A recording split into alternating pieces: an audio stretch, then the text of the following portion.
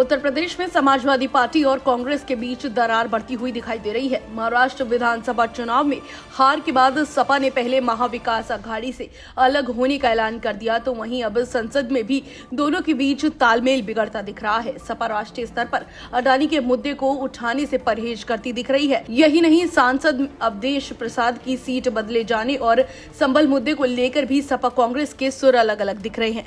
सियासी जानकारों की माने तो कांग्रेस जिस तरह से अडानी के मुद्दे को लेकर सरकार को घेरने की कोशिश कर रही है, उससे समाजवादी पार्टी समेत तमाम विपक्षी दल असहज महसूस कर रहे हैं। वो उद्योगपतियों को इस तरह निशाने पर लेना ठीक नहीं मानते हैं, इसलिए अखिलेश यादव ने सदन में भी इस मुद्दे को उठाने की कोशिश नहीं की।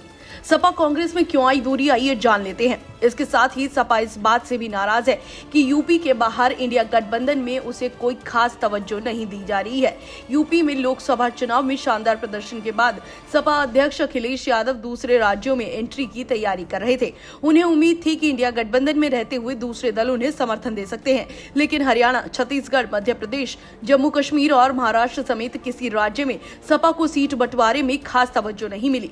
महाराष्ट्र में सपा को 2 ही सीटें दी गईं, जिससे भी पार्टी में नाराजगी बनी हुई थी। यूपी की 9 सीटों पर हुए उपचुनाव में भी सपा ने कांग्रेस को 2 सीटों का ऑफर किया, लेकिन फिर कांग्रेस ने चुनाव लड़ने से ही इनकार कर दिया।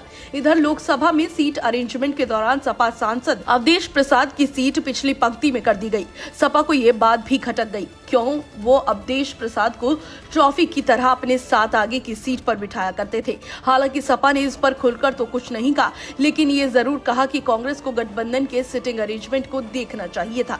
कांग्रेस को लेकर समाजवादी पार्टी के मनमुटावों की खबरों के बीच पश्चिम बंगाल की सीएम ममता बनर्जी ने जब इंडिया गठबंधन की कमान संभालने की बात कही, तो भी सपा ने उनका खुलकर समर्थन किया।